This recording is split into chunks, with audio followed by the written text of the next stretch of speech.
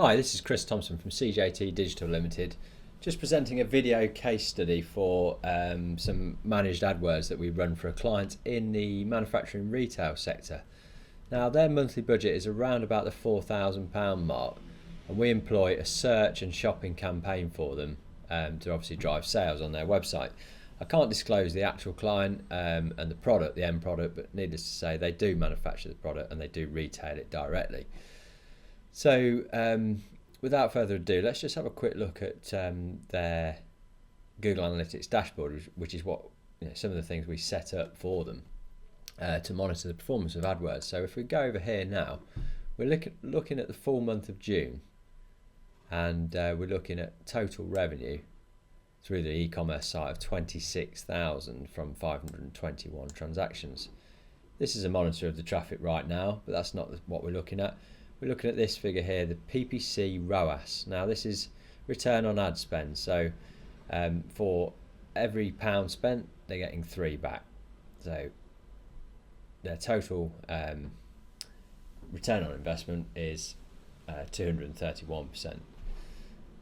Here we've got the total PPC cost, so circa 4,112 for the month.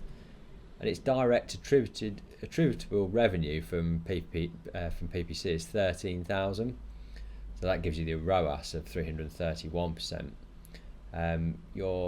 The average cost per transaction is dropping out at £12.69 against an average order of £50. So this is a profitable account. So this total revenue of 26,000 is the pure e-commerce revenue, whereas 13,000 is just from PPC. What it doesn't show is the total business revenue, which is largely driven by PPC, which is reported separately on a KPI here we maintain for the business. What it's saying is June full month. Here we've got to the 30th of June. This is website 3. Their spend is 4112, as you saw on the analytics dashboard. It's 102% to budget. That's just a track for us. There's that PPC revenue from the £4,000 spend. The total e-commerce revenue, but then more importantly, the total revenue to date, including offline, is nearly double what the e-commerce revenue is. Now, what's not tracked here with the PPC activity is the leakage to phone calls. That's something we're going to put in place for this client. Obviously, being open with the website and actively on AdWords, it drives a lot of off-site sales. So there's a lot of additional revenue that comes through the business as a result of having the website open and being on PPC.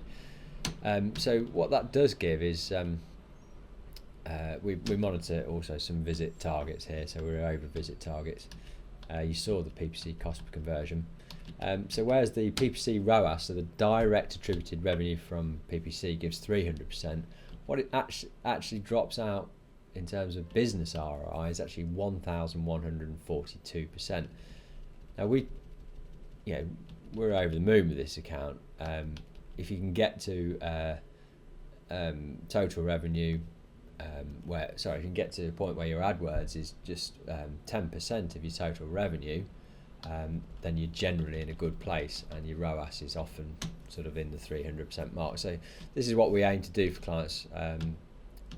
Basically as a benchmark level.